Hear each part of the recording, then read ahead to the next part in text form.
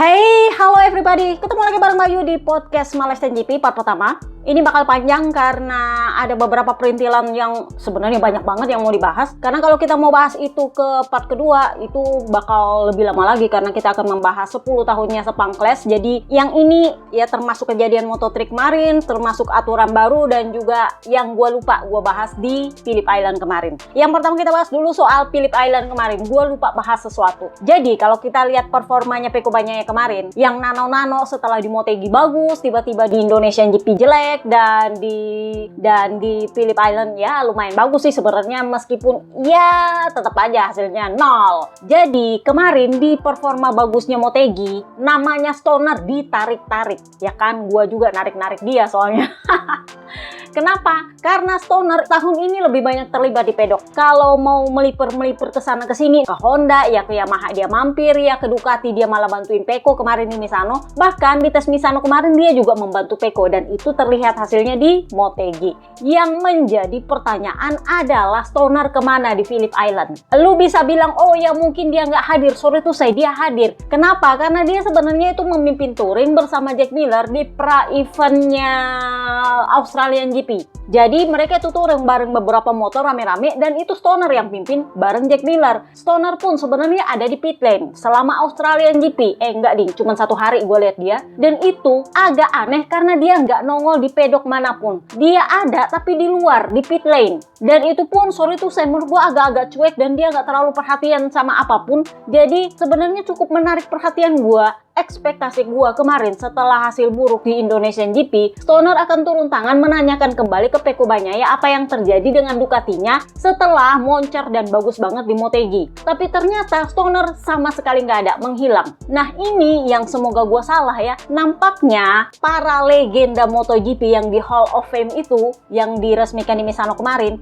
itu nampaknya mulai kurang nyaman dengan versi Liberty Media. Kenapa? Karena nampaknya Liberty Media itu mengerucutkan Hall of Fame itu semata-mata dalam tanda kutip ingin memanfaatkan nama-nama besar yang masuk di Hall of Fame itu. Jadi Stoner nampaknya enggan menjadi dalam tanda kutip alat promosi di Australian GP sehingga dia sangat amat kurang nongol di pedok. Ini juga yang menyebabkan sorry to say, kehadiran Bebe Vale di Mandalika itu bikin katanya Liberty Media marah. Kenapa? Karena ekspektasinya mereka, Bebe Vale kan nongol di Jakarta tuh, kita rame-rame bareng-bareng. Nah habis itu Bebe Vale nggak nongol di Mandalika. Why? Harapannya Liberty Media tampaknya adalah Bebe Vale nongol di Mandalika dalam tanda kutip untuk promosi supaya penonton datang. Ternyata Bebe Vale nggak datang. Stoner yang gue tahu ingin dimanfaatkan untuk menjadi sarana promosi untuk Phillip Island nggak nongol juga di pedok. Jadi nampaknya mereka ini sangat nggak nyaman dengan caranya Liberty Media memeras dalam tanda kutip mereka untuk melakukan hal yang sebenarnya bukan tugas mereka. Kenapa? Karena mereka udah pensiun. Ngapain gue ngurusin MotoGP lagi? Bener? Nah ini dia, muncullah aturan baru. Jadi Liberty Media katanya akan memperlakukan aturan baru untuk tim satelit di MotoGP, di mana para pemilik tim itu diwajibkan hadir di pedok dengan jumlah kehadiran tertentu. Jadi Bebe Vale yang kemarin nongol di Mugello, nongol di Misano, nongol di Jerez, nongol di Austria, itu dianggap kurang kehadirannya, sehingga mereka akan mengenakan aturan baru di mana pemilik tim itu harus hadir di pedok. Menurut gue ini nggak adil. Kenapa? Karena alasan utama mereka memberlakukan aturan ini semata-mata karena Valentino Rossi nggak nongol di pedok Mandalika. Logikanya begini, pemilik tim itu tidak harus selalu hadir di pedok. Itulah kenapa mereka menunjuk ada manajer tim yang mengurus pedoknya dia. Kenapa harus owner yang turun langsung? Itu satu. Yang kedua, emangnya owner nggak ada kerjaan lain harus ngurusin MotoGP? Namanya dia owner, artinya dia ada duit. Karena dia ada duit, bikinlah dia itu tim. Karena dia bikin itu tim, dia suruhlah orang untuk ngurus karena dia juga punya kerjaan lain. Bebe Vale itu kemarin balapan di Indy dan gosipnya itu yang bikin marah Liberty Media. Sirik dalam tanda kutip. Kenapa? Karena justru di Indy kemarin MotoGP disangkutin sama IndyCar. Memang Bebe Vale mempromosikan MotoGP kepada halayak Indy, tetapi di sisi lain karena balapan Indy ini diadakan di Amerika, orang Amerika jadi nggak terlalu peduli sama MotoGP yang di Phillip Island. Jadinya ini yang nampaknya Liberty Media sangat-sangat, gue mau bilang desperate mungkin ya, sama rating penonton, amat sangat butuh rating, sampai mereka ingin memberlakukan aturan untuk para pemilik tim. Karena pemilik tim itu belum tentu ngurus MotoGP toh. Contoh Lando Norris yang punya duit di Apex, pemiliknya Tech3, kan dia nggak harus datang karena dia adalah pemilik tim, lah dia balapan di F1. Satu. Yang kedua, Valentino Rossi, dia memang pemilik tim, dia mewakilkan posisinya kepada Uccio karena dia sibuk balapan mobil. Contoh lain, Justin Marks yang punya Trackhouse, dia juga ngurus NASCAR di Amerika, nggak bisa bolak-balik MotoGP. Itulah kenapa dia memilih Brivio untuk menangani tim. Itu fungsinya para manajer tim. Sehingga di Tech3 yang mewakili Apex, yang punya Tech3 itu adalah Gunther Steiner. Gunther Steiner sendiri bukan pemiliknya Tech3. Bukan, dia hanya mewakili. Nah, itu juga posisinya Uccio di VR46. Dia ditunjuk untuk hadir di pedok mewakili VR46. Sama Justin Marks, karena dia nggak bisa full ada di MotoGP, dia juga harus ngurusin NASCAR. Dia meminta kepada Brivio untuk ngurusin timnya. Ini adalah dalam tanda kutip orang-orang kaya yang punya kehidupannya sendiri, berbeda dengan Nadia Gresini, berbeda dengan Lucio Cecinello. Jadi ya memang kalian nggak bisa menyamaratakan semua pemilik tim itu harus memperlakukan timnya seperti sebuah mutiara, karena mereka juga punya kehidupannya sendiri, dan mereka memperlakukan itu semata-mata karena mereka ingin Valentino Rossi jadi dalam tanda kutip budak promosinya Liberty Media. Sorry to say. Pertanyaan gua, itu si culas Mark Marquez ngapain? Lagian kenapa diperlakukan berbeda antara tim satelit dengan tim pabrikan? Karena ownernya Yamaha sama ownernya Honda sama ownernya Aprilia kan nggak pernah selalu nongol di pedok, ya kan? Mereka sekali-sekali aja nongol. Kalau mau adil, maka hadirkanlah semua pemilik tim MotoGP itu untuk hadir di pedok. Jangan cuma diskriminasi sama tim satelit, itu nggak adil, jelas. Karena intinya adalah mereka ingin memperbudak seorang Valentino Rossi untuk jadi alat promosi. Padahal Valentino Rossi punya kehidupannya sendiri. Dia memang bilang akan lebih sering hadir di pedok, dan itu pun menurut gua tahun ini jauh lebih banyak daripada tahun lalu yang dia jarang-jarang banget nongol. Jadi kalau menurut gua agak-agak nggak fair, dan somehow gua mengendus bahwa nampaknya Liberty Media ini tidak punya manuver yang cukup bagus untuk membuat MotoGP populer. Meskipun dengan skenario si hure-hurenya Mark Marquez comeback itu kagak ada juga. Kenapa? Karena begitu mereka membahas soal more than a number, iya Valentino Rossi di luar sana more than MotoGP. Sorry to say. Dan gara-gara itu mulailah Liberty Media mencoba sok berkuasa kepada Valentino Rossi. Oh, nggak bisa begitu, Kak. Lu siapa? Valentino Rossi itu lebih besar dari MotoGP. Bahkan sebelum lu mengambil alih MotoGP, terus sekarang lu mau sok berkuasa sama Valentino Rossi. Valentino Rossi dapat apa lu mau perbudak kayak gitu? Katanya mereka mengancam bakal menjual slot timnya Valentino Rossi kalau Valentino Rossi tidak memenuhi kuota kehadiran pemilik tim. Anjing banget gak sih? Itu saking butuhnya popularitas. Pertanyaan gue, itu si Mark Marquez diapain? Kan kalian dari kemarin-kemarin susah payah bikin skenario sampai mengorbankan Pramac, mengorbankan Enea, mengorbankan Jorge Martin, mengorbankan Pecco Bagnaia tahun ini. Lalu ternyata itu nggak menghasilkan apa-apa, dan tahun depan lu mau perbudak lagi Valentino Rossi. Yang gue pertanyakan, why? Kenapa harus Valentino Rossi hadir di Mandalika? Why? Dia kan datang di Jakarta. Dan itu urusannya sama sponsor. Sponsor itu berhak mengontrol Valentino Rossi karena mereka ada kerjasama. Lalu siapa? Valentino Rossi, timnya itu udah bayar royalti loh ke Dorna, dan mereka masuk dengan cara yang legal. Jadi kalau dia mau hadir atau enggak di Indonesia, di Mandalika, ya suka-suka dia lah. Pertamina nggak mengharuskan dia hadir di sirkuit, ya kenapa dia harus hadir? Pertanyaan gua, lu siapa? Sponsor bukan. Bayar Valentino Rossi juga kagak. Malahan kemarin di Mandalika, lu sibuk memojokkan Valentino Rossi perkara dia di interview di Jakarta ketika dia tidak menyebut nama Mark Marquez sebagai salah satu musuh terhebatnya. Jadi pertanyaan gua, ngapain lu memaksa Valentino Rossi hadir di sirkuit kalau ujung-ujungnya lu cuman mau mempermalukan Valentino Rossi? Jadi gue itu sampai sempat mention ke VR46 punya akun, gue bilang sama Valentino Rossi, alihkan sebagian besar sahamnya itu ke Uccio, sehingga pemilik terbesar saham di VR46 itu adalah Uccio. Jadi otomatis Uccio adalah pemilik dan dia akan selalu ada di pedok. Mau bilang apa lagi Dorna? Ya udah gituin aja, daripada mereka mengontrol Valentino Rossi, numpang populer hadir di situ memperbudak Valentino Rossi hanya demi dapat popularitasnya. Menurut gue itu betul-betul santan instan lu berapa sih Liberty Media? Beneran serius nih. Jadi kita lihatlah nanti apa tanggapannya Valentino Rossi soal aturan baru yang akan diberlakukan tahun depan, yaitu Dorna akan menjual slot tim yang pemiliknya tidak memenuhi kuota kehadiran di sirkuit. Liberty Media, mudah-mudahan lu nggak bangkrut di MotoGP, yang ujung-ujungnya TKO Media yang akhirnya membeli MotoGP, Ari Emanuel, dan itu yang pada akhirnya bikin ini barang berjaya kembali tanpa harus memperbudak siapapun. Semoga gua salah.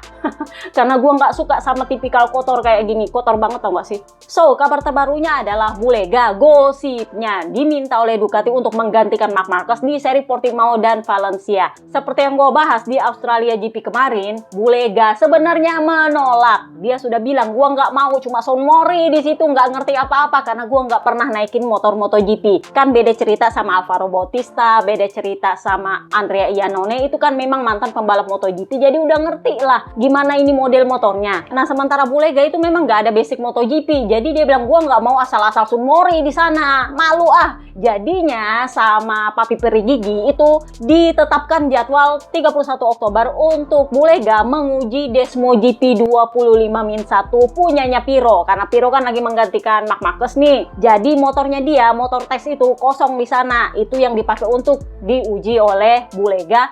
Untuk ya paling nggak tahu lah gimana selaknya ini motor, kurang lebihnya kayak gitu. Jadi dari situ pun Bulega belum tentu akan membalap di Portimao. Jadi ya kalau dia rasa nyaman dan cocok dan enak baru dia turun di Portimao. Kalau nggak ya Piro maning lah. Nah, gosip terbarunya adalah media Spanyol bilang ada kemungkinan Marc Marquez itu punya request tertentu untuk siapa yang akan menggantikan dia di Valencia dan Portimao. Katanya, gua nggak tahu siapa yang dia request untuk menggantikan kalau memang Bulega nggak bisa. Ada katanya. Jadi kita lihat nanti hasil tesnya Bulega seperti apa dan siapa yang akan menggantikan Marc Marquez sebenarnya di Portimao dan di Valencia. Sementara Jorge Martin kemarin dikonfirmasi dia tidak akan hadir di Portimao karena kondisi bahunya memang ternyata masih belum membaik. Sementara Viñales belum ada kabar. Kita lihat aja perkembangan selanjutnya. Nah, hari Kamis kemarin juga adalah peringatan 14 tahun meninggalnya mendiang Marco Simoncelli. Jadi anak-anak VR46 kalau nggak salah si Pecco, Bes sama Morbidelli itu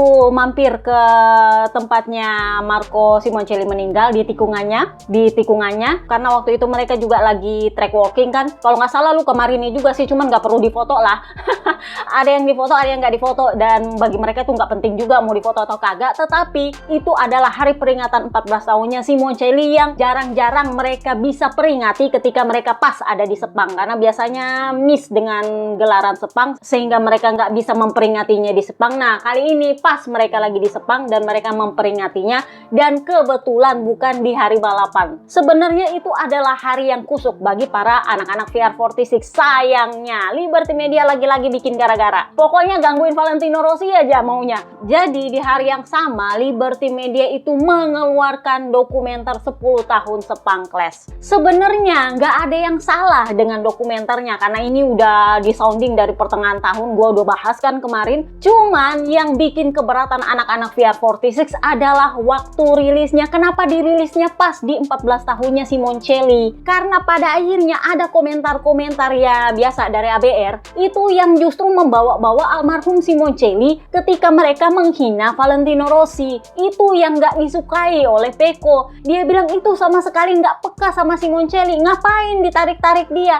Kenapa juga lu rilisnya pas di hari ini? Kenapa nggak ada hari lain? Apa di hari Rabu kayak hari apa kayak gitu? Kenapa harus hari ini? Itu yang dipertanyakan sama Pecco sebenarnya, karena menurut dia terlepas dari kontroversi yang ada, sangat tidak berempati kalau elu ABR membawa-bawa Simoncelli di hari peringatan 14 tahunnya ke kontroversi Sepang Clash. Dan itu gara-gara Liberty Media rilisnya di hari itu. Itu yang menurutnya Pecco, emang nggak ada hari lain lu bahas, kenapa pas di 14 tahunnya Simoncelli? Why?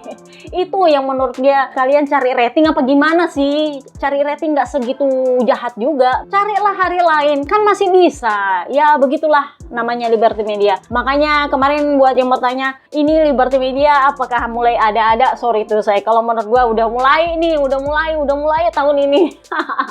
Semoga gua salah, pada akhirnya mereka punya proyek gagal di sini dan pada akhirnya grup lain yang akan mengambil alih MotoGP dan di tangan mereka semuanya akan kembali membaik dan lebih baik daripada di masa lalu. So, kemarin juga ditetapkan aturan baru di MotoGP. Yang pertama, RD Cravar itu memberikan peringatan keras kepada para rider Moto3 dan Moto2 yang suka ngadi-ngadi kalau di track, ya sengaja melambat lah, ya sengaja menghalangi lah, yang gel-gel lah. Nah, ini yang gel-gel ini yang bikin Quartararo agak sedikit merasa dirugikan. Kenapa? Karena kalau kalian biasanya lihat Quartararo keluar dari pit, kalian bisa lihat dia itu gel-gel ke kiri, ke kanan, ke kiri, ke kanan. Bener? Itu yang menurut RD itu membahayakan. Kenapa? Karena lu lagi di pit lane dan para rider lain itu juga sama-sama keluar dan pit lane itu sempit lah. Lu gel-gel di situ nggak jelas alasannya mau manasin ban. Menurutnya mereka, lu gel-gel gitu nggak ada hubungannya dengan manasin ban. Kalaupun panas ya nggak sesignifikan itu juga panasnya. Gitu maksudnya RD Cravar. Jadi kalau ada lagi rider yang gel-gel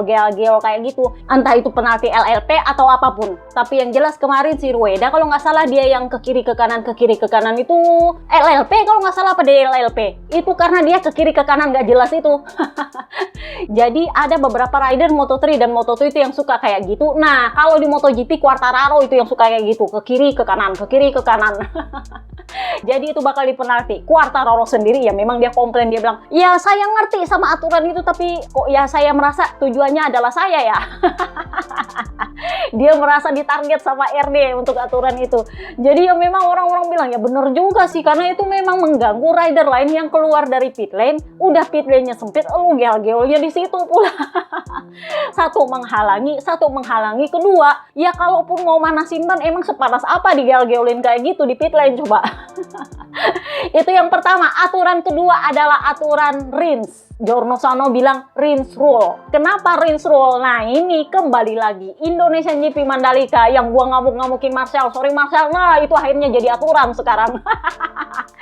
Jadi untuk mencegah rider dalam tanda kutip memperbudak Marshall untuk menyalakan motornya ketika crash di akhir sesi dan bikin yellow flag makin lama, dibikinlah aturan rinse. Kenapa aturan rinse? Karena kelakuannya rinse di Mandalika kemarin yang nyuruhin Marshall nyalain motornya itu membuat ada 3 atau 4 rider itu yang otomatis batal dia punya fast lap gara-gara Marshall sibuk bantuin rinse dan yellow flagnya akhirnya nyala terus. Jadi mereka punya fast lap itu cancel semua, tau nggak? Dan itu bikin rinse punya posisi di P4 itu nggak ada yang geser, padahal mereka yang lapnya cancel itu semuanya lebih baik daripada rinse waktu itu. Jadi menurut Cravar ini kok ya agak-agak ada potensi untuk culasnya di situ. Kenapa? Karena lu misalnya sudah dapat posisi tertentu yang ya taruhlah P4, P5 gitu kan. Terus lu tahu bahwa di akhir sesi orang yang lebih cepat itu akan menggeber motornya dan akan mencetak waktu lebih bagus dari lu sengaja buat ngelosor di situ makan batu supaya yellow flag berkibar dan lu sengaja meminta untuk Marshall bantuin lu nyalain motor supaya yellow flagnya itu berkibar lebih lama. Bener? Dan itu jelas merugikan rider lain yang lu tahu bakal cetak fast lap lebih baik dari lu.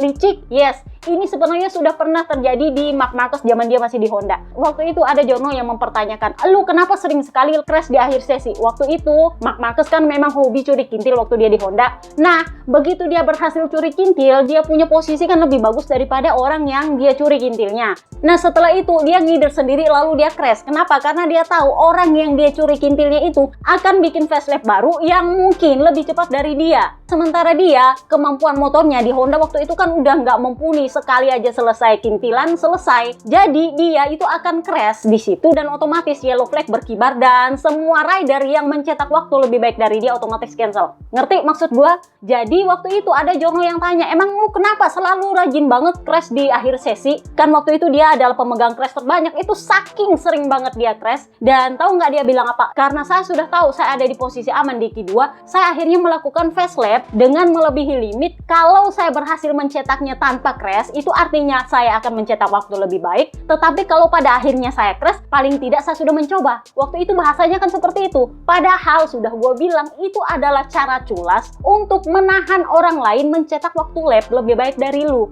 Jadi di Honda kemarin dia curi kintilnya kayak gitu. Dia cetak waktu lebih baik dari orang yang dia curi kintilnya. Setelah itu yang dicuri kintil nggak suka, biasanya dia akan mencetak facelift baru yang akan lebih cepat dari Marc Marquez. Dan Marc Marquez tahu itu, sehingga ketika dia ditinggalin setelah curi kintil, dia akan mencetak waktu lap. Kalau dia lebih bagus ya syukur, dan kalau crash otomatis yellow flag. Kalau yellow flag otomatis semua orang yang mencetak facelift lebih baik dari dia cancel. Itu makanya diberlakukanlah Rins Rule ini, aturan Rins, di mana semua rider yang crash 3 menit sebelum akhir sesi, semua sesi, bukan cuma kualifikasi. Kalau kemarin di Mandalika gua bilang ya masih mending kalau itu adalah free practice, tapi kalau itu adalah kualifikasi jelas nggak bisa, karena time is diamond. Lu nggak bisa berlama-lama bantuin rider di situ, karena yellow flag akan menyala terus selama lu bantuin rider di track. Itu yang akan membuat rider lain yang fast lap-nya lebih baik cancel. Nah, di Malaysia kemarin RD bikin aturannya lebih saklek, nggak bisa, bukan cuma kualifikasi, semua sesi, semua rider yang crash 3 menit sebelum sesi berakhir dilarang melakukan restart atau rejoin atau apapun itu. Kalau kemarin di Mandalika gue bilang itu hanya kalau motornya mogok. Nah, kalau di aturan baru nggak ada mau mogok kek, motor lu masih nyala kek, kagak ada. Pokoknya dilarang rejoin, dilarang masuk lagi ke track untuk mencoba cetak fast lap, dilarang. Jadi Acosta kemarin itu kena denda 2.000 euro gara-gara dia crash 3 menit sebelum akhir sesi. Sebenarnya itu masih sempat sebenarnya untuk cetak satu fast lap lagi, dan kebetulan katanya itu dia punya motor masih menyala, Kak.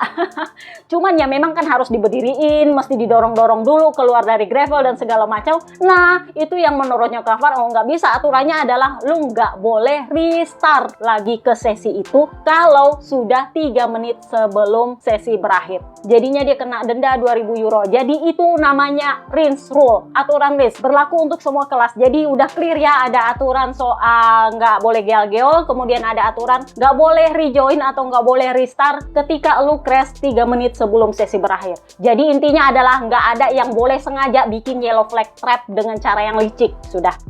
Nah, sekarang giliran kita bahaslah Moto3. Moto3 ini sebenarnya nggak gua bahas karena kita hanya membahas kelas MotoGP, tetapi karena gua di sana kemarin, jadi mari kita membahasnya. Apa yang terjadi sebenarnya di sana dan kenapa sampai Dorna itu mendapat kritikan soal memaksa tetap melakukan balapan, terutama untuk kelas Moto3.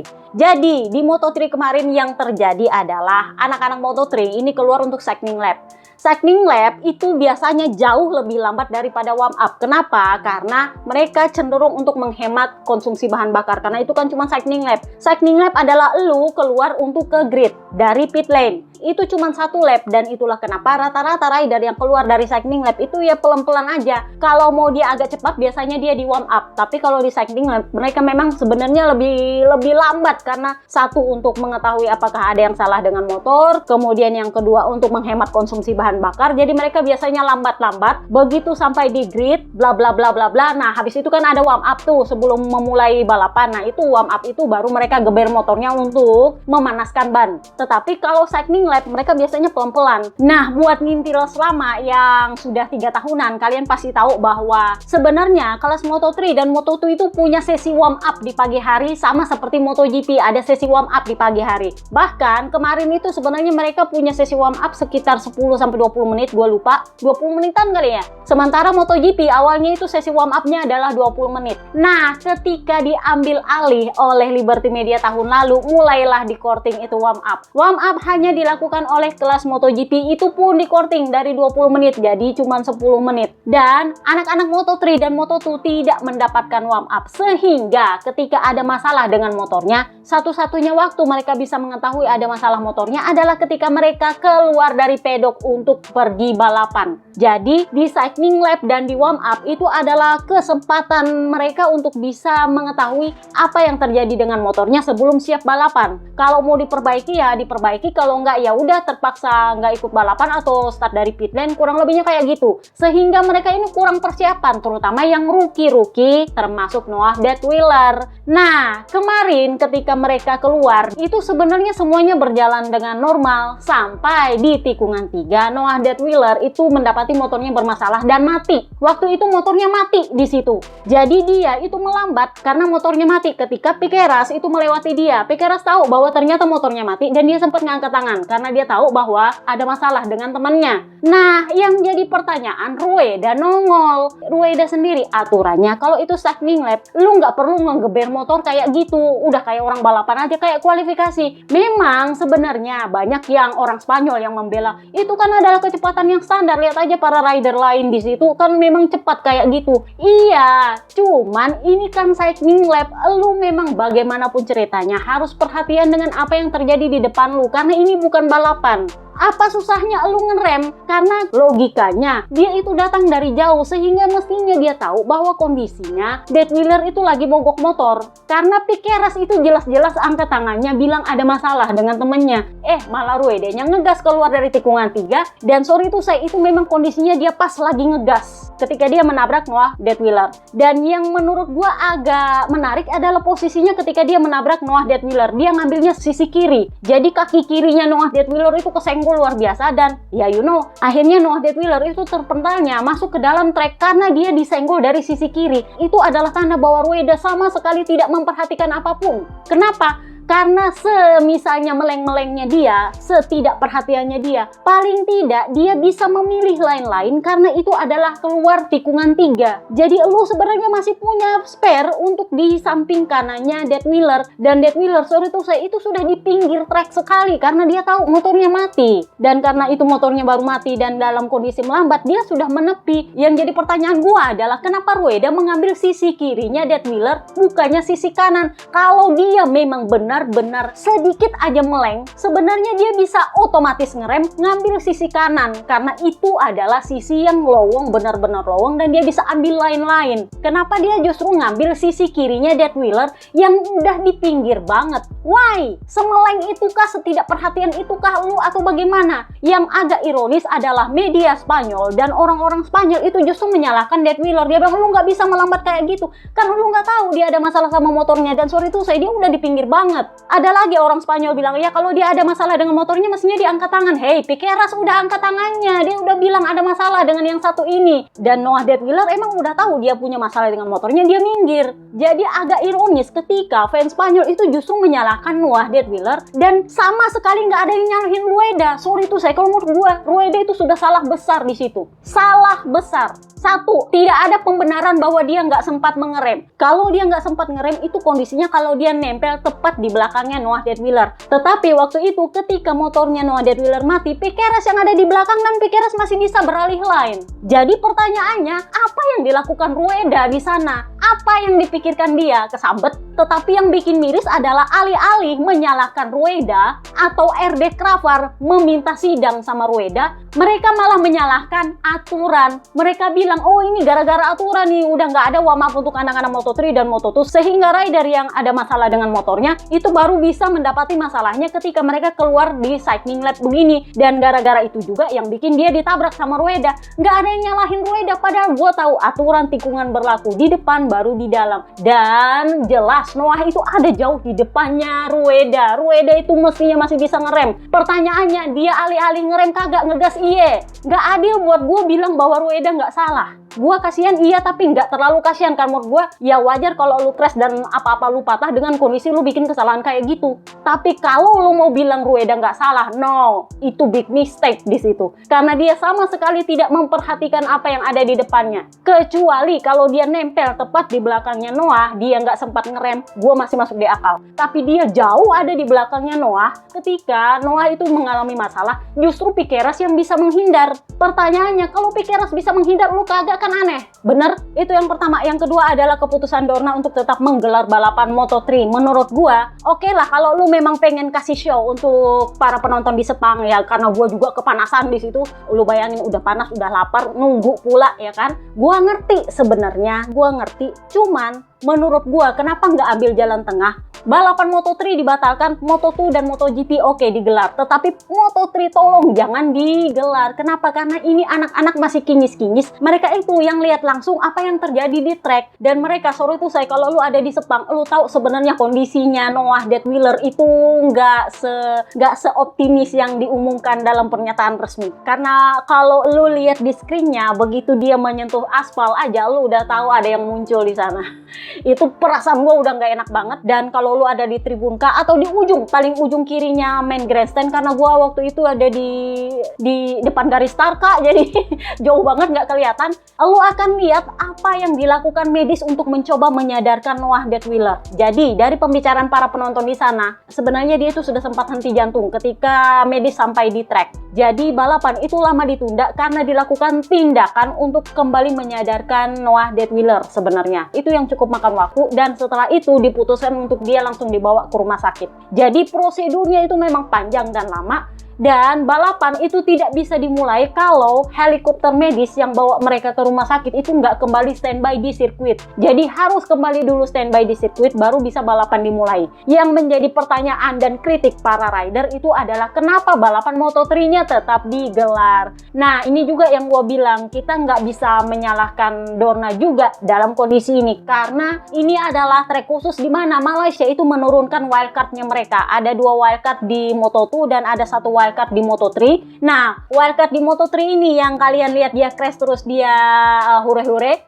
Itu rupanya cukup populer di Malaysia sehingga para penonton itu yang lokalnya di Malaysia itu nonton cuman gara-gara pengen lihat dia balapan. Sorry itu saya Kak. Jadi itulah alasan kenapa Moto3 itu tetap digelar meskipun cuma 10 lap. Karena mereka itu punya wildcard yang menjadi alasan penonton Malaysia lokal itu bikin penuh sirkuit. Kurang lebihnya kayak gitu. Tetapi ya gue setuju katanya Peko, kalau gua jadi RD, nggak akan gua gelar itu balapan Moto3 itu kalau misalnya nggak ada rider Akamsi atau wildcardnya Akamsi. Masalahnya adalah mereka punya wildcard Akamsi yang baru debut di situ, dan itu jelas akan mengundang kontroversi. Bahkan ketika MotoGP itu mengeluarkan jadwal baru untuk balapan Moto3, ya lu bisa bilang mereka agak-agak kurang sensitif, orang-orang Malaysia. Mereka itu bilang, ayolah karena kami punya pembalap yang ingin kami tonton. Nah itu masalahnya. Jadi kalau ditiadakan balapan Moto3 itu memang ya agak sedikit kontroversi, tetapi ya memang gua akui itu agak kurang sensitif. Jadi lu pikir ini adalah anak-anak muda yang memang lagi labil-labilnya, yang lihat temennya itu yang memang, sorry tuh saya, mereka lebih tahu apa kondisinya di track daripada kita yang cuma nonton, bahkan yang cuma nonton di tribun toh itu mereka sebenarnya lebih tahu karena mereka yang di track, dan dalam kondisi shock begitu lu suruh mereka balapan. Jadi jelas itu agak kurang sehat untuk mentalnya mereka. Nah yang gua agak soroti adalah para pembalap di MotoGP yang emang kelihatan sipilikasinya Spanyol ini. Sudah para fansnya nggak ada yang mau nyalahin Rueda. Di MotoGP itu kan Spanish all podium karena si Peko kan kena ban bocor. Jadi Mir yang kena hibah podiumnya. Di antara mereka itu nyaris tidak ada yang berpikir soal apa yang terjadi pada Noah Detwiler. Jadi seolah-olah mereka cukup tahu bahwa oh ya Rueda baik-baik saja, dia memang ada memar, cuman patah tangan, dan overall baik-baik aja, dan mereka nggak mau terlalu peduli, dan mereka tetap senang-senang. Ya meskipun ya nggak main sempen, tapi ya ketahuan dari postingannya Honda bahwa Mir itu justru merayakannya di pedok dengan senang-senang begitu. Sementara anak-anak VR46 yang memang dari hari Kamis udah nggak enak gara-gara perilisan 10 tahun Sepangkles di hari 14 tahunnya Simoncelli, itu bilang, Dorna ini kepekaannya mana? Kamu membuat kita balapan di saat kami mau tahu apa yang terjadi pada Noah. Mereka tahu sebenarnya Noah ini lebih gawat kondisinya, sehingga mereka pengen tahu update-nya dulu. Bukan berarti di sini kita nyenengin orang, di sana ada yang lagi kolaps. Jadi buat yang bertanya apa kabar dengan Noah sekarang, syukurnya dia ada rezekinya meskipun ya cederanya lumayan parah. Sebenarnya begini, banyak berita tidak resminya beredar, itu memang dibutuhkan oleh orang pedok, terutama oleh para rider yang balapan. Mereka butuh berita meskipun itu tidak resmi. Mereka cuma butuh kabar bahwa temannya itu yang nggak bisa dibilang baik-baik saja, tetapi masih dalam perawatan lah, ibarat kata masih hidup lah, sehingga mereka bisa fokus untuk balapan. Masalahnya karena sepanjang sore itu tidak ada kabar dari Noah Detwiler, dan masalahnya ceritanya adalah ketika di track memang dia sempat mengalami henti jantung. Jadinya ya memang orang tuh aduh jangan-jangan ini, jangan-jangan itu. Ya memang seperti itu. Jadi menurut mereka itu nggak adil kalau mereka balapan tanpa ada kabar meskipun itu tidak resmi. Tetapi ya kabar terbarunya sekitar 1 jam 2 jam deh, karena gue udah di ruang tunggu bandara waktu itu dikabarkan papanya sebenarnya memberikan kabar tidak resmi. Ini sebenarnya diberikan untuk internal pedok karena para rider terutama anak-anak Moto3 ini butuh info temannya yang satu ini apa kabar. Jadi sebenarnya info tidak resmi itu didapatkan dari keluarganya Noah, katanya si papanya. Sebenarnya juga nggak detail, dia cuma bilang ya dia ada sedikit masalah dengan paru-paru sama limpanya dan ada luka terbuka. Memang sempat henti jantung beberapa kali karena dia kehilangan banyak darah. Udah selesai, sebenarnya itu sesingkat itu sebenarnya. Jadi kalau kalian bisa lihat gue posting itu di kabar tidak resmi, itu karena memang perkataan tidak resmi yang amat sangat singkat. Nah setelah itu muncullah pernyataan resmi dari tim yang mengatakan bahwa Noah Detwiler itu sudah di tangan yang tepat dan akan menjalani operasi. Dan karena dibilang surgeris itu artinya ada beberapa operasi, artinya tingkat keparahannya itu nggak bisa dibilang mudah. Jadi mereka tidak menyebutkan operasinya apa, cederanya apa, diagnosanya apa, tindakannya untuk apa, itu nggak disebutkan, cuma dibilang akan menjalani beberapa operasi dan kondisinya memang stabil tetapi masih kritis. Nah, tadi malam muncul kabar resmi dari timnya yang mengatakan bahwa beberapa operasi itu sudah selesai dilaksanakan, sudah berhasil, dan kondisi Noah itu stabil tetapi masih dalam masa kritis. Tidak ada kabar apapun lagi yang dikatakan di pengumuman itu, tetapi selalu ada di bagian bawah permintaan bahwa diharapkan semua orang menghormati privasi dari pasien dan keluarga. Itulah sebabnya tidak ada media yang berani terang-terangan mengatakan apa yang terjadi dengan Noah, diagnosanya apa, karena itu akan menjadi pernyataan resmi, ya kan? Tetapi tadi subuh gua buka kabar baru. Ternyata sebuah media besar Spanyol mewawancarai pejabat MotoGP bagian medis. Yang sebenarnya kalau menurut gua ya lu kalau bikin pernyataan ya kurang lebihnya sama dengan pernyataan resmi tim lah yang bilang oh iya dia sudah menjalani operasi yang menurut saya tidak perlu dikatakan operasinya apa, tetapi dia dalam kondisi stabil meskipun kita perlu melihat masa kritisnya harus dilewati dulu untuk bisa menjelaskan apa yang terjadi.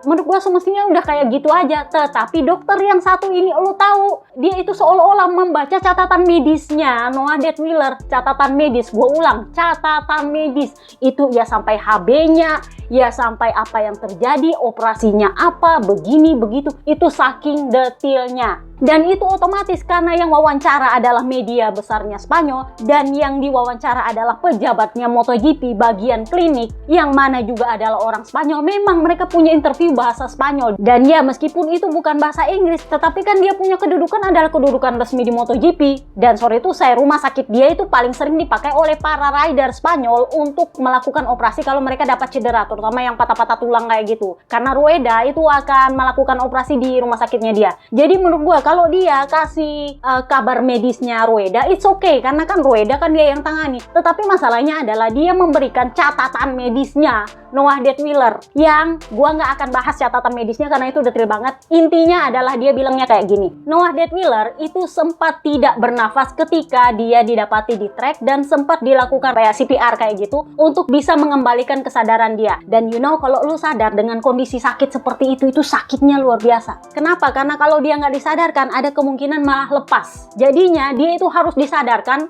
harus bernafas dan harus paling nggak dia sadar, dan itu ketika dia sadar itu amat sangat kesakitan. Jadi gara-gara itu dia memang sempat berapa kali pingsan katanya dan berapa kali henti jantung. Dan itu yang membuat proses di rumah sakit itu panjang dan lama dan kabar terbarunya itu sulit didapatkan karena mereka sibuk mencoba menyelamatkan Noah. Itu yang pertama. Yang kedua ditanya soal operasinya dan dia bilang oh iya dia mengalami operasi pengangkatan limpa. Intinya adalah tidak ada kerusakan organ internal lain yang sempat dibilang paru-paru sama papanya kemarin kan. Ternyata paru-parunya baik-baik saja tapi limpa limpanya itu katanya grade 4 sehingga harus diangkat. Sorry itu saya kalau gue bilang nampaknya sulit kalau kita melihat dia untuk kembali ke track. Kalau dia rezekinya untuk tetap hidup, puji Tuhan, tapi kalau untuk kembali ke track kayaknya sulit karena limpanya itu sudah grade 4 katanya rusaknya, jadi harus dioperasi. Kemudian dia kehilangan banyak darah katanya sehingga dia harus menjalani transfusi darah besar-besaran, dan karena dia kehilangan banyak darah, tekanan darahnya itu turun drastis sehingga dia itu sempat diberi peningkat tekanan darah supaya naik lagi tekanan darahnya, tetapi itu berkomplikasi kepada dia punya detak jantung itu ternyata di atas normal, jadi fluktuatif dan itu cukup tinggi katanya. Tetapi untungnya adalah pH darahnya normal, jadi nggak ada kondisi keracunan darah karena dia punya limpa rusak. Itu yang bagusnya, dan menurut gua semoga ini bisa membuat dia selamat melewati masa kritisnya, karena memang ada satu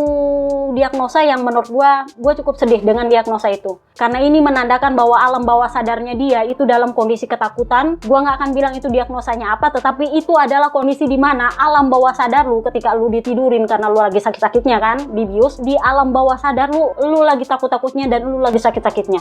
Tetapi semoga dia bisa lewati masa kritisnya, semoga ini ada rezekinya, semoga dia hidup baik-baik. Itu aja sih intinya gua. Dan soal Rueda, well, itu perkara santan instan lain, itu urusan langit. Gua nggak mau urusin. Semoga gua salah, karena gua bener-bener nggak setuju dengan caranya media Spanyol dan orang-orang Spanyol dalam perkara ini yang udah tahu Rueda sebenarnya salah. Alih-alih nyalahin Rueda malah nyalahin aturan. Iya kan? Lu minta maaf kayak gitu sama Noah. So kita akan membahas soal ban. Kemarin ekspektasi gua bahwa di Sepang itu akan turun karkas normal ala-ala Motegi. Makanya kemarin gue bilang waktu di Australian GP Part 2, oh ternyata yang turun itu adalah ban medium belakang karkas baru. Nah ini ternyata itu nggak ada yang pakai kak. Setelah di FP1 mereka coba semua, komplain semua. Kenapa? Karena menurut mereka dia punya karkas itu nggak menyenangkan, dan mereka itu komplainnya ke Michelin karena ini ban yang karkas baru itu nggak pernah mereka pakai selama ini. Memang ini barang pernah diuji waktu Sepang tes awal tahun, tetapi waktu itu mereka nggak pernah pakai karena baru dipakai sama Jorge Martin hari pertama pagi-pagi itu kan langsung crash dia. Jadi para rider lain itu nggak ada yang mau pakai semua. Mereka lebih fokus pakai ban yang ada, medium yang tahun lalu punya, bukan medium yang baru. Jadi mereka sama sekali nggak pernah pakai, sehingga ketika mereka memakai di FP1 hari Jumat itu nggak ada yang suka. Si Pecco itu waktu pakai, dia langsung ngomong sama Taramaso, coba cek itu bannya. Jadi Taramaso itu langsung ngomong sama Papi Prigigi apa gimana gitu, dan mereka komplain soal dia punya ban. Jadi kalian bisa lihat ketika balapan, ketika kualifikasi, bahkan balapan panjang pun mereka pakai ban belakang soft. Bahkan si Pecco itu karena dia harus masuk ke Q1, dia sampai harus menghemat waktunya, nggak keluar dari pedok hanya demi menghemat ban soft belakang. Jadi intinya adalah itu strategi ban, karena dia nggak mau pakai ban medium. Nah, karena ban medium juga ternyata kan arisan. Jadi karena mereka pada akhirnya semuanya memakai ban soft, ya itu adalah ban undian kakak. Ya ada yang bagus, ada yang enggak, ada yang boncos, ada yang lancar.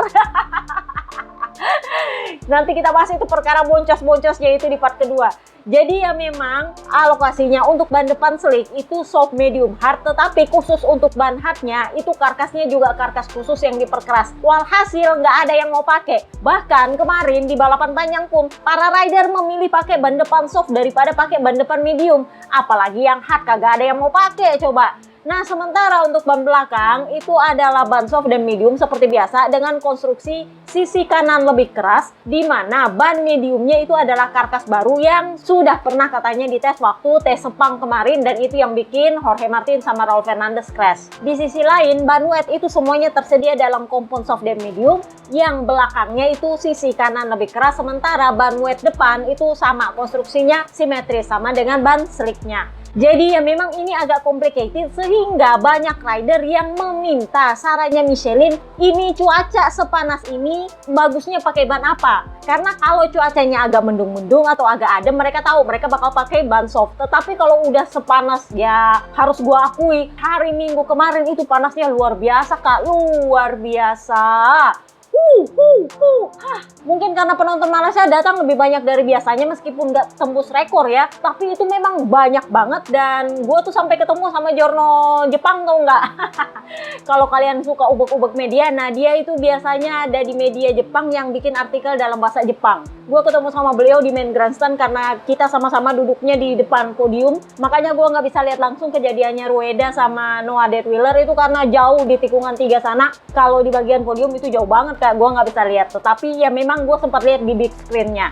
Jadi dengan alokasi ban ini, banyak rider yang meminta rekomendasi dari Michelin pakai ban balapannya itu apa. Ingat, Peko itu pernah bilang waktu di mana ya? Dia bilang, oh itu adalah ban yang direkomendasikan oleh Michelin untuk dipakai sebagai ban balapan. Nah, mereka itu cenderung bertanya kepada Michelin punya orang yang ada di pedoknya mereka. Kalau cuacanya kayak gini, mestinya gue pakai ban apa? Karena kalau dia mendung-mendung ya mereka tahu pasti bakal pakai ban soft. Tapi kalau udah mulai agak panas-panas kan mulai aduh gimana ya kira-kira resikonya apa. Jadi mereka minta pendapat dari Michelin. Kalau misalnya gue ada strategi seperti ini kira-kira gue pakai ban apa. Nah ini yang menjadi semacam tricky nggak sih kalau menurut lo? Kalian bisa lihat bahwa para anak-anak VR46 kecuali Morbidelli itu semuanya pakai ban depan medium. Aslinya Morbidelli sendiri itu dilaporkan kalau dari Michelin resminya dia itu pakai ban depan medium sebenarnya. Tetapi ketika balapan somehow di grid dia ganti ban menjadi ban soft. Mungkin karena dia lihat Gigi ya pakai ban soft, dia ganti jadi ban soft. Di laporan awalnya Michelin soal ban yang biasanya gue posting warna biru-biru karena gue kemarin lagi di sirkuit jadinya gue nggak pernah posting.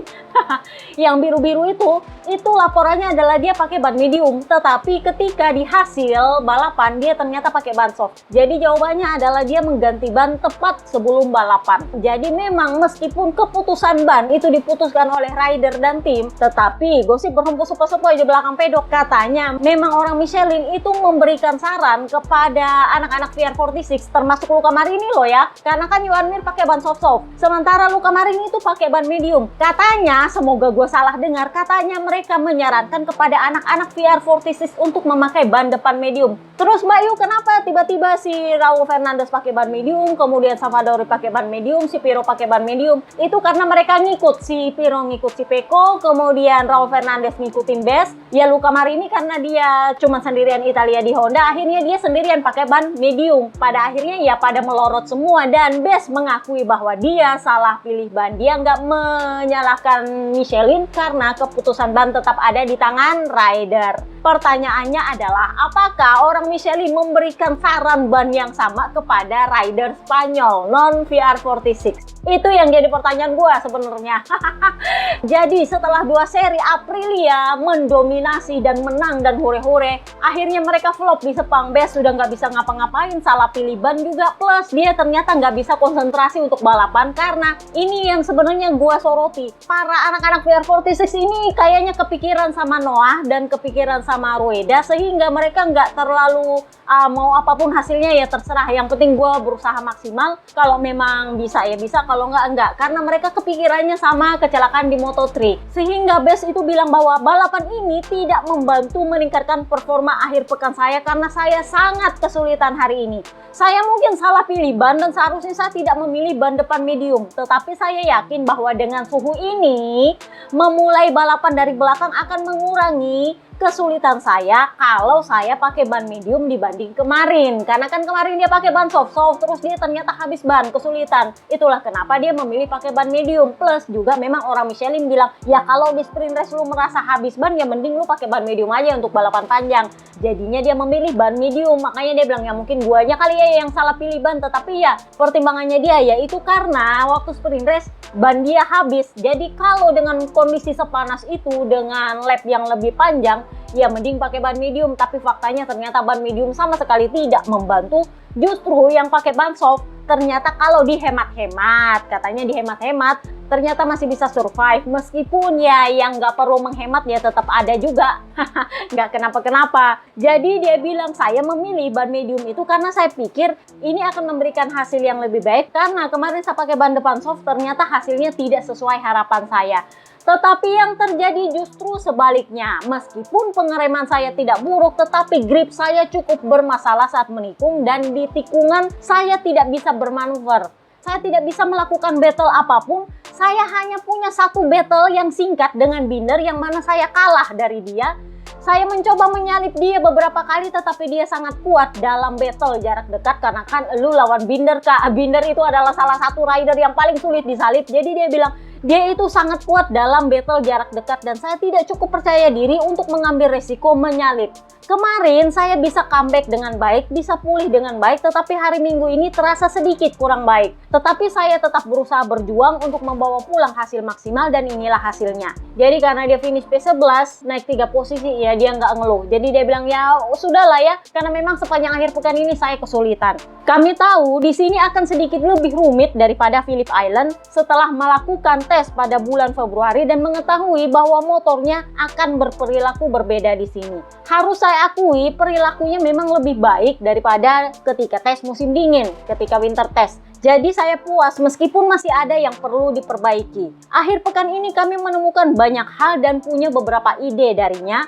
Hasilnya memang bukan yang terbaik tetapi itu semua bagian dari proses dan kami harus terus bekerja keras untuk meningkatkan ini. Jadi ditanyalah dia, kira-kira kalau misalnya lu bisa kembali lagi, lu kira-kira mau pakai ban soft apa bagaimana? Jadi dia bilang dengan pilihan ban berbeda, mungkin saya bisa menampilkan performa yang mirip dengan kemarin dan bisa bersaing dengan Bastianini dan Di Giannantonio. Kemenangan memang bukan hal yang realistis, tetapi pada akhirnya saya tidak bisa melakukan yang lebih baik dari yang saya lakukan sekarang. Secara umum, kami sudah membuat banyak kemajuan dan juga mengalami peningkatan dibandingkan dengan tes pramusim di sirkuit ini. Tetapi seperti yang saya katakan, saya sebenarnya memperkirakan kami akan lebih kesulitan memang di sini. Kondisi hari ini dalam hal grip itu terasa aneh dan faktanya balapan berjalan lambat ditambah lagi dengan suhu yang lebih tinggi daripada yang pernah kami alami sepanjang akhir pekan. Secara pribadi saya memilih ban depan yang salah. Saya memilih ban depan medium. Saya memilihnya karena saya tahu saya akan berada di antara rombongan selama sebagian besar balapan dan juga karena pertimbangan suhu yang membuat saya khawatir. Saya tampil buruk karena saya tidak bisa berbelok dan menikung. Saya tidak punya grip di tikungan. Saya kuat saat mengerem tetapi itu tidak cukup. Jadi saya menyalip lebih sedikit daripada kemarin. Bagaimanapun pekerjaan akhir pekan ini akan berguna untuk masa yang akan datang karena kami sudah menemukan beberapa solusi. Orang-orang di pedok saya fantastis karena terlepas dari kesulitannya, mereka berusaha keras seperti halnya juga saya. Saya senang karena kami berjuang keras dan meningkat. Terlepas dari tantangannya, kami selalu berhasil memberikan yang terbaik. Jadi ini adalah 4 balapan positif di luar Eropa bagi kami. Saya juga sangat senang, tim ini sedang membangun grup yang hebat dan saya berterima kasih kepada mereka untuk hal itu. Tetapi sekarang kami punya 2 seri tersisa, jadi kita akan kembali pulang bekerja keras dan mencoba untuk kembali lagi. Jadi dia bilang lah, kondisinya sangat sulit bagi saya untuk start dan masih sulit sampai saat ini karena kami tidak memiliki informasi yang jelas mengenai apa yang terjadi kepada Noah Detwiler dan Rueda. Saya pikir akan lebih tepat bila kami memulai balapan dengan memiliki beberapa informasi yang lebih tepat. Untuk saat ini yang saya tahu keduanya stabil.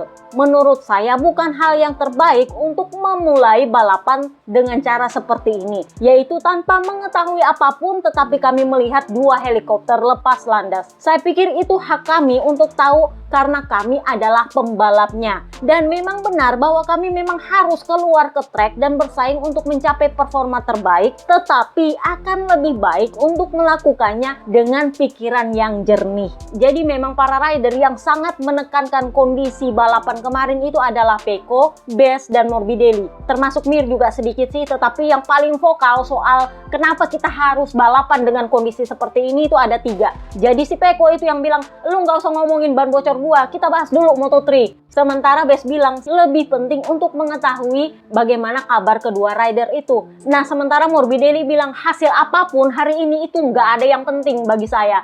Lu bayangin mereka tuh sampai mengkritiknya seperti itu karena sebenarnya mereka nggak setuju mau balapan. Tetapi karena mereka pembalap dan digaji untuk balapan, ya mau nggak mau balapan. Makanya si Bes bilang ya memang kami pembalap tetapi akan lebih baik kalau kami ngetrek itu dengan kondisi pikiran yang jernih. Nggak kepikiran yang aneh-aneh gitu loh. Quartararo. Karena ya memang udah gue bilang, orang di pedok itu tahu lebih banyak daripada kita yang nonton di luar. Meskipun ya penonton di sirkuit juga tahu dikit-dikit sih. Tetapi mereka itu jauh lebih tahu kondisinya meskipun itu tidak resmi. So, kita pindahlah ke Savadori. So, Savadori finish P16, naik 5 posisi, nggak ada interview. Kita pindahlah ke Trackhouse. Trackhouse ini turun dengan livery khusus kemarin, Gulf, karena ini adalah satu dari 2 seri di mana mereka akan memakai livery spesial, jadi di Sepang sama di Mandalika. Nah, Ogura finish P10, naik 7 posisi, Aprilia terbaik, satu-satunya Aprilia yang pakai ban depan soft. Ini antara dia punya ori balik, tapi kalau mau dibilang dia punya ori balik juga nggak bisa karena dia pakai ban soft di belakang, bukan ban medium. Jadi itu bukan ban arisan, Kak. Nampaknya ban depan yang menentukan kali ini alih-alih ban belakang. Jadi Ogura memilih untuk merendah meskipun dia adalah rider Aprilia terbaik yang finish kemarin. Dia bilang, saya rasa Bezzecchi salah memilih ban dan bagi saya dia bukan Bezzecchi yang sebenarnya. Dibandingkan balapan sebelumnya, jelas saya jauh lebih dekat dengan yang lain, tetapi masih banyak yang perlu ditingkatkan. Kita lihat saja nanti apa yang terjadi di 2 balapan terakhir sebelum menyimpulkan bagaimana performa kami di akhir musim ini. So, kita pindahlah ke Raul Fernandez, pemenang balapan minggu lalu, Kak. Dia itu saking syukurannya, dia cukur rambut, botak, pelontos, ting. Ada yang sampai membandingkan dia sama Eng, Avatar. Itu saking pelontos botaknya. Jadi katanya dia itu taruhan sama Fabiano Sterlacchini. Jadi karena dia berhasil menang, ya pelontos lah dia. Meskipun ya beberapa jurnal bilang dia kelihatan agak-agak menyesal sih. Soalnya rambutnya kan keren, tiba-tiba pelontos kayak gitu kan agak-agak aneh. Tetapi sayangnya dia crash. Ada fakta yang cukup lucu menurut gue ya untuk seri away MotoGP musim ini. Pecco Bagnaia menang di Motegi, DNF di Mandalika. Kemudian Fermin Adagar menang di Mandalika, DNF di Phillip Island. Lalu Raul Fernandez menang di Phillip Island, DNF di Sepang. Agak-agak lucu nggak sih dia punya fakta? Jadi Raul Fernandez ini agak susah sebenarnya gue dapat mereka punya interview anak-anak Trackhouse. Somehow gue dapatnya dari media Jerman yang nggak populer loh. Gue tuh nggak ngerti gimana caranya gue ngutak-ngatik. Akhirnya dapat. Raul Fernandez crash. Jadi dia bilang saat di tikungan saya melepas rem. Kami tidak bisa benar-benar santai karena kami tidak bisa memaksimalkan performa motor dengan kompon ban medium di depan. Ya memang rasanya memang berbeda, tetapi kami sudah tahu bahwa ini adalah salah satu track tersulit kami. Mengingat saya tidak menjalani tes di awal musim karena kan dia ikut cedera juga, pagi-pagi dia crash. Nggak lama setelah Jorge Martin kayaknya crash, dia juga crash lalu cedera, patah tangan kalau nggak salah. Akhirnya dia miss tes Sepang. Jadi dia bilang ya memang saya sudah memastikan bahwa ini akan menjadi track tersulit bagi kami karena saya melewatkan pengujian musim dingin di sini. So, kita pindahlah ke Yamaha. Snektaro P5 turun 1 posisi. Dia adalah satu-satunya Yamaha yang memakai ban depan soft. Jadi dia cukup puas. Meskipun ya ada insiden dengan Franco Morbidelli ini, gue sebenarnya agak-agak penasaran. Tumben Craver nggak nurunin penalti, apakah karena Quartararo nggak crash jadi nggak ada penalti yang turun, gue nggak ngerti juga. Tetapi memang Snektaro bilang ini adalah balapan yang bagus. Cuman ya memang kami harus banyak mengatur dan mengelola ban. Ban soft memang sudah mencapai batasnya kemarin ketika sprint race, jadi Anda bayangkan hari ini ketika kami memakainya untuk balapan panjang. Tetapi saya rasa kami sudah melakukan pekerjaan yang baik dalam mengelolanya sepanjang balapan. Jadi ya memang dia itu kadang-kadang harus battle sama rider lain, kadang-kadang dia sendirian, agak-agak nano-nano memang sepanjang balapan dia kemarin. Jadi dia bilang, ya memang saya harus seperti itu untuk mengatur ban. Jadi saya terpaksa melakukannya, yaitu berada di dalam grup untuk mengelola ban. Lalu di satu titik balapan Morbidelli menyalip saya dengan cukup agresif di tikungan terakhir. Ya manuver khasnya Frankie lah, tapi begitulah balapan. Jadi ya saya memang harus memperlambat laju karena insiden itu.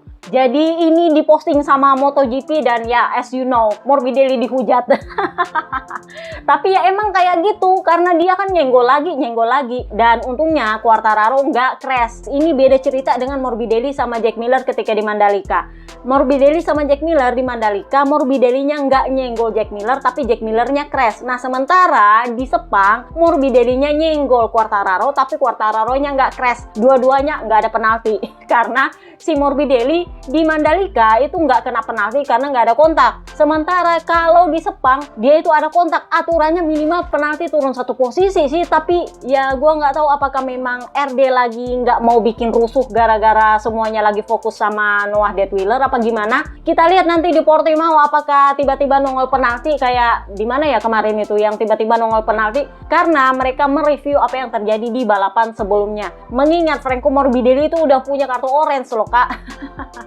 Jadi untuk manuvernya Quartararo kemarin itu sebenarnya minimal penaltinya adalah turun 1 posisi karena lu menyingkirkan lawan lu dengan cara yang kasar. Itu aturannya turun 1 posisi. Cuman karena ini udah telat untuk dibahas gitu kan, udah telat untuk dijatuhkan. Gue penasaran apakah Cravar akan menjatuhkan penalti kepada Morbidelli di Portimao nanti untuk manuver itu. Jadi Quartararo bilang, saya rasa cuaca memang sangat berpengaruh dengan kondisi grip. Trek menjadi kekurangan grip dan itu sangat mempengaruhi kami meskipun ya saya selalu kompetitif di trek ini. Jadi ditanyalah dia perkara battle-nya dia dengan Joan Mir. Jadi dia bilang ya bagi saya itu lebih dari sekedar battle karena saya harus bertahan mati-matian. Faktanya dia lebih cepat dari saya tetapi saya berusaha untuk menutup semua pintu dan berusaha untuk cepat di tikungan.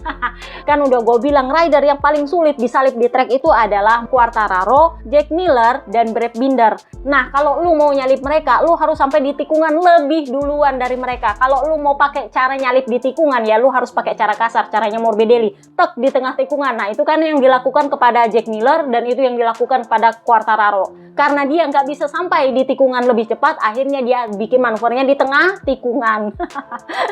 Jadi Quartararo ditanya, karena lu udah duel nih, udah battle sama Joan Mir, apakah lu bisa punya perbandingan soal performa kedua motor Jepang ini? Jadi dia bilang, ya hari ini kami mendapat kesempatan bagus untuk membandingkan 3 pabrikan berbeda. Sekarang kami akan memberi informasinya kepada para teknisi dan insinyur dan mereka akan mengerjakannya. Apakah saya puas? Ya kurang lebih ini adalah balapan seperti yang saya sudah perkirakan, meskipun saya berpikir Ducati milik Fermin Aldeguer dan Di Gia akan finish di depan kami, tetapi posisi kami adalah 7 besar dan itulah yang berhasil kami capai. Kami ternyata bisa finish P5 meskipun bukan Fermin dan Di Gia yang ada di depan kami.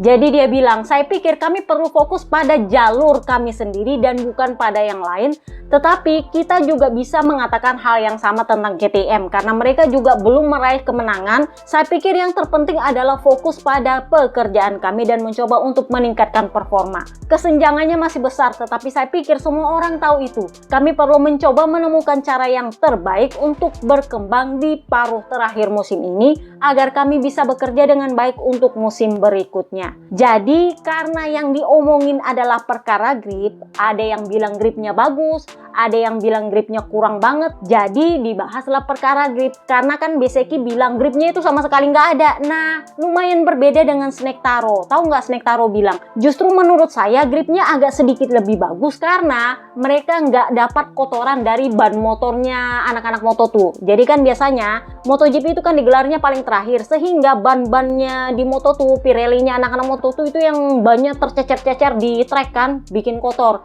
Nah kali ini karena balapan Moto2 diundur setelah MotoGP, jadinya mereka merasakan trek yang lebih bersih meskipun ya persepsi soal gripnya berbeda-beda. Nah ditanyalah ke Quartararo, menurut lo gripnya gimana dengan balapan Moto2 yang dipindah ke belakang? Jadi dia bilang, karena kita balapan sebelum Moto2, saya bisa sedikit lebih agresif di lap-lap awal. Saya benar-benar merasakan perbedaannya. Biasanya saya kehilangan banyak posisi di lap-lap awal, lalu akhirnya saya bisa stabil di posisi saya. Sekarang saya bisa mempush dan menjaga ban ketika berada di grup yang lebih kecil. Memang lebih rumit, tetapi saya rasa dengan balapan sebelum Moto2, treknya sedikit lebih baik. Jadi ya kalau Bes bilang gripnya jelek, nah Quartararo lain cerita, ya lumayan lah lebih baik. So kita pindahlah ke Alex Rins, finish P13 turun 3 posisi. Ini dia di wawancara debriefnya tidak mengkritik soal keputusan balapan, tetapi dia tetap concern sama 2 anak Moto3 yang dibawa ke rumah sakit. Jadi dia bilang, kami sudah kesulitan di sini sejak FP1 di akhir pekan ini dan sepertinya ketika grip rendah dan suhu tinggi dampaknya lebih terasa pada kami dibandingkan yang lain. Jadi kami sudah menduga bahwa balapannya akan sulit. Awalnya, saya bisa saja melaju lebih cepat. Masalahnya, saya juga memikirkan akhir balapan. Mungkin balapan akan berjalan mulus di 7 lap pertama, tetapi ada kemungkinan saya kehilangan posisi setelahnya. Mungkin inilah yang membuat saya bertahan di posisi 13 di lap-lap terakhir. Jadi, akhir pekan ini memang sulit, tetapi kami harus terus melaju. Ini adalah pernyataan resminya di website Yamaha, tetapi di media sosialnya dia bahkan nggak menyebut hasilnya sama sekali, pesan-kesannya nggak ada. Dia cuma fokus pada 2 rider Moto3 yang dibawa ke rumah sakit. Jadi dia bilang, saya tidak tahu apakah keputusan kita tepat hari ini, maksudnya untuk balapan. Saya mengirimkan seluruh kekuatan saya untuk Jose Antonio dan Noah dan keluarga mereka. Jadi di media sosialnya dia nggak membahas soal apa kesan-pesannya selama balapan. Dia justru bilang, saya sendiri nggak yakin apakah keputusan kita tepat untuk balapan. Tetapi dia nggak membahas itu di pernyataan resmi karena ini adalah, ya lagi-lagi nampaknya Liberty Media memblok semua yang bersifat pribadi. So, kita pindahlah ke Augusto Fernandez, wildcard. Ini adalah uji coba kedua mesin V4 setelah kemarin di Misano. Katanya ini adalah versi update-nya dari yang Misano kemarin. Jadi naik 5 posisi. Kenapa gue bilang mesin ini adalah mesin yang baru dibandingkan yang Misano kemarin? Karena waktu hari Kamis pagi apa hari Jumat pagi itu mesin dipanasin. Kayaknya gue belum sampai, tetapi diposting sama MotoGP apa siapa ya, itu yang posting. Gue nggak tahu apakah tim tesnya emang nggak sengaja ngegas motornya kayak gitu, tetapi mungkin maksudnya adalah untuk membandingkan suara mesin V4 sama mesin inline. Gue nggak ngerti, karena dia itu begitu nyalain motor, digasnya itu full revnya. Sementara kalau kalian biasanya ke sirkuit MotoGP, para mekanik itu kalau manasin motornya nggak pernah full, satu throttle itu digas, nggak pernah. Biasanya mereka ditariknya sedikit-sedikit, nggak sampai full satu throttle. Tetapi kemarin itu mekaniknya langsung tarik satu throttle yang si Peko tuh sampai kaget liatnya. Si Peko itu bilang, kok ya digituin? Tapi itu memang kelihatan banget bahwa dia itu langsung ngegas full satu throttle, dan di satu titik suaranya agak aneh. Dan gara-gara itu para mekanik Yamaha yang lain pada ngumpul di depan itu motor, emang kenapa ini motor? Dan si Peko juga bilang, itu kenapa digituin motornya? Karena itu digas full satu throttle, padahal biasanya kalau mekanik itu ditariknya sedikit-sedikit, kecil-kecil, karena itu cuma mau dipanasin ceritanya motornya. So, pernyataannya Augusto Fernandez, dia bilang ini adalah akhir pekan yang sibuk dan kami telah menetapkan arah yang jelas untuk tes berikutnya dan untuk balapan wildcard di Valencia agar dapat terus meningkatkan performa. Kami sudah menguji balance dan keseimbangan motor ini dan kami perlu terus memperbaikinya dan menetapkan dasar yang kuat. Proses ini akan memakan waktu, jadi kami harus terus bekerja. Terus terang, pengujian mesin V4 di Sepang kemarin itu lumayan mengkhawatirkan para rider Yamaha sebenarnya, terutama Rins dan Quartararo. Jadi Giorno itu ada yang nanya ke Alex Rins, gimana pendapat lu soal mesin V4 yang diuji di hari Jumat? Karena kan kalau nggak salah dia ditanya setelah sesi praktis. Jadi Alex Rins itu bilang, kami terus terang berharap banyak pada motor ini karena ini motor yang akan dipakai untuk tahun depan. Jadi kami memperhatikan Fernandez itu seolah-olah dia itu dewa. Saking diperhatikan dan diharap banget semoga ini barang bagus. Kenapa? Karena sisa satu uji coba lagi di Valencia dan itu mereka harus mencoba menentukan ini barang mau gimana untuk bisa dipakai di tahun depan. Kalau sampai ancur lebur, ya ancur lebur total kak, kurang lebihnya kayak gitu. Ya Quartararo-nya juga concern karena dia bilang tahun depan kami akan memakai motor yang berbeda dan kami harus memastikan bahwa motor itu siap untuk dipakai balapan. Nah, kita pindahlah ke Pramac. Oliveira P19 turun 3 posisi. Dia ini crash sebenarnya, terus dia rejoin lagi. Jadi sebenarnya dia di belakang itu bukan karena dia emang jelek-jelek banget, tapi emang crash terus dia rejoin. Jadi dia bilang hal yang sama terjadi seperti di hari Sabtu. Kecelakaan kecil di bagian depan tanpa ada peringatan. Masalah ban gue nggak ngerti. Jadi dia bilang, saya pikir hari ini dengan ban medium semuanya akan lebih baik. Karena kan di sprint race dia pakai soft-soft. Tetapi sulit untuk mengendalikan gripnya. Saya berkendara dengan nyaman meskipun menghadapi kesulitan, tetapi tidak banyak yang bisa kami lakukan. Ambisinya sebenarnya lebih tinggi, tetapi hari ini yang terbaik yang kami bisa lakukan adalah finish di belakang 2 Yamaha lainnya. Lalu Jack Miller P14 turun 3 posisi. Ini semuanya para pemakai ban medium depan loh, ini pada melorot semua jadinya. Jadi dia bilang, saya berusaha untuk mengendalikan ban sebaik mungkin, sangat berhati-hati di awal balapan agar saya bisa sampai di garis finish dan semoga bisa mengamankan posisi. Tetapi saya mengalami masalah yang sama dengan para pembalap di sekitar saya. Rins berada di posisi yang sama dengan saya, menguasai sebagian besar balapan meskipun dia tampak sedikit lebih unggul di keluar tikungan. Pada akhirnya saya fokus untuk membawa pulang poin daripada berakhir di gravel. Saya berharap kami bisa lebih kompetitif lagi di Portimao nanti. So, kita pindahlah ke Honda. Kayaknya udah kelamaan ini. Johan Mir, P3, podium kah? Naik 4 posisi. Ya, meskipun podium hibah, tapi bagaimanapun podium tetap podium. Nah, ini kalau gue bilang hibah ya wajar dibilang hibah. Kenapa? Karena emang apes banget. Boncos itu emang beneran apes. Kalau lu naik podium gara-gara ada yang crash, yaitu karena dia melakukan kesalahan, ya kan? Tetapi kalau memang dia boncos, itu memang udah apes. Itu yang hibah, Kak. Dia adalah Spanyol terakhir yang mengisi all Spanish podiumnya Sepang kemarin.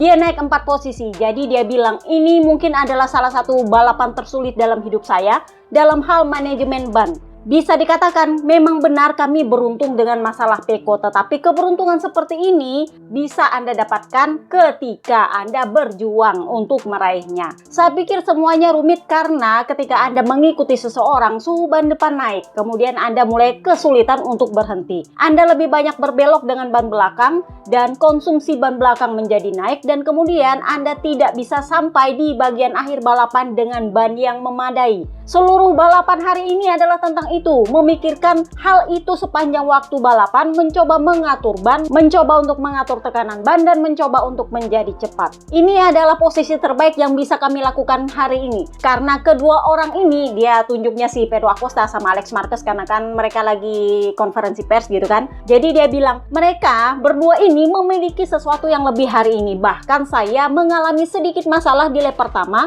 dengan lebih banyak orang berada bersama saya karena saya sedikit berada di belakang di bagian pertama balapan. Comebacknya sih bagus, tetapi bahkan tanpa comeback saya tidak punya kecepatan seperti mereka. Saya memang mencoba untuk memakai ban belakang medium 3 kali akhir pekan ini. Saya mencoba memberi kesempatan lagi pada ban ini di sesi warm up, dan saya pikir sama seperti semua orang itu tidak berhasil. Jadi mereka semua sama mindsetnya, nggak akan bisa kalau pakai ban medium. Jadi semuanya pakai ban belakang soft. Jadi kami tidak memberi peluang kepada ban belakang medium lagi untuk balapan ini. Jadi ditanyalah dia, lu kan udah 2 kali podium nih, kira-kira lu bisa prediksi apakah Honda akan benar-benar sangat membaik sehingga lu mungkin bisa menang gitu. Jadi dia bilang, saya tidak tahu kapan saya bisa bersaing untuk menang bersama Honda, tetapi sebelum kita mulai balapan kita harus jalan dulu. Harus jalan dulu motornya, Kak. Itu yang penting. Saya pikir kita perlu mengkonsolidasi performa podium ini terlebih dahulu. Sekarang menurut saya kita berada di titik di mana kita finish di podium atau crash. Dia kan seperti itu. Lu kalau nggak crash ya lu podium jadinya. Mir. Jadi dia bilang menurut saya itu tidak bisa diterima. Kita perlu melangkah maju, membuat motor yang lebih stabil, menemukan grip yang lebih baik, dan semuanya untuk membuat motor lebih mudah dikendarai. Saat ini sulit karena untuk melaju secepat itu kita harus menyelesaikan setiap lap dengan kondisi 110%, dan dalam kondisi seperti itu mudah untuk gagal dan membuat kesalahan lalu berakhir crash. Setiap kali kami mencapai level tertentu, semakin sulit untuk meningkatkannya. Namun saya pikir kita masih punya ruang untuk perbaikan, dan saya percaya pada para insinyur Honda. Mereka tidak sabar untuk kembali ke puncak, jadi sebelum memikirkan kemenangan, tujuan saya adalah untuk lebih konsisten di posisi podium. So, ditanyalah dia, lu kayaknya sempat battle deh sama Aldegar, karena mereka sempat ngegosipin itu di belakang podium.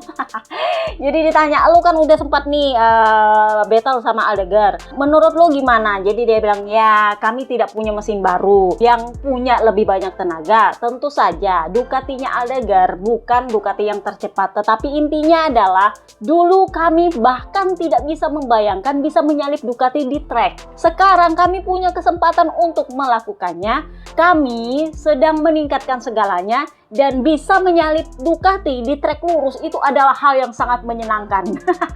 Itu artinya ya meskipun ya Ducatinya Fatman ya segitu-gitu aja, ya paling tidak lumayan lah ya kita bisa menyalip dia di trek lurus, artinya itu sebuah peningkatan memang. Luca Marini P8 naik 5 posisi, dia akhirnya mencatat crash pertamanya di sprint race Malaysian GP kemarin. Itu sebenarnya kalau kalian mau tanya siapa salah, harus gua jujur ya, itu salahnya Luca Marini, Kak.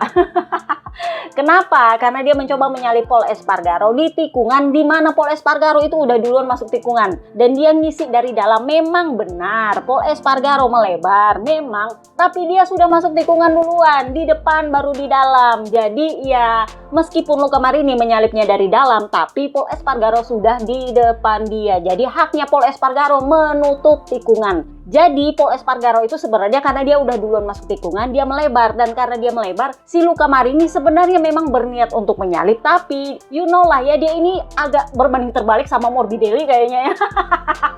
Morbidelli itu pokoknya asal gerasak gerusuk aja. Nah kalau nyalip itu berusaha se-clean mungkin. Nah itu si Paul Espargaro bilang dia itu saking cleannya, saya nggak tahu ternyata dia masuk di dalam.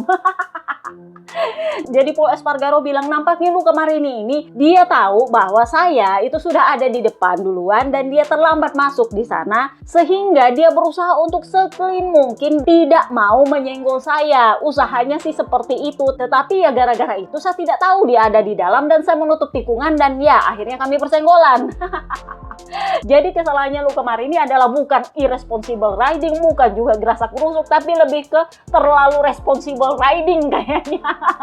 Jadi Paul Espargaro itu bilang ya udahlah nggak usah dipenalti, emang saya minta maaf, dia akhirnya mencatat crash pertamanya itu sama saya. Dan ya hal-hal seperti ini terjadi dan menurut saya itu kecelakaan biasa. Saya tidak menyalahkan dia, saya malah nggak enak sendiri karena dia itu terlalu clean mencoba menyalip saya dan memang saya melakukan kesalahan. Saya memang masuk di tikungan duluan tetapi saya melebar sehingga saya menutup tikungan dan saya menyenggol dia. Buat yang tanya apakah ini kejadiannya sama dengan Portimao Clash-nya si Pecco sama Marc Marquez, ini kejadiannya mirip tetapi posisinya adalah Luca Marini masih di belakangnya Paul Espargaro saat kontak. Sementara waktu di Portimao Clash kemarin si Pecco sama Marc Marquez itu Pecco udah duluan setengah motor baru Marc Marquez nutup tikungan dan itu akhirnya mereka jatuh berdua kan. Nah itu sebenarnya yang salah memang Marc Marquez karena dia memang melebar lalu dia masuk ke tikungan nutup, itu Pecco udah duluan masuk. Nah sementara Paul Espargaro bilang dia terlambat masuknya. Udah terlambat masuk, berusaha clean banget ya, gue juga nggak lihat dia ada di dalam situ ya, kesenggol ya, maaf, gitulah ceritanya. Jadi si Luca Marini bilang ya memang saya melakukan kesalahan, itu salah saya, murni salah saya. Dia memang clear bilang saya yang salah, tapi ya RD Cravar bilang ya nggak tahu juga mau kasih penalti irresponsible ridingnya, dia responsible, masalahnya terlalu responsible jadinya ya nggak dipenalti. So Luca Marini setelah mencatatkan crash pertamanya tahun ini, dia finish P8 naik 5 posisi. Nah masalahnya adalah dia juga sama dengan Pecco pakai ban depan medium. Selama balapan hanya 2 rider yang pakai ban depan medium yang ada di top 10, yaitu Pecco dan dia. Sisanya itu kececer semua di belakang ya, base-nya ya para Yamaha, ya Raul Fernandez duluan crash coba.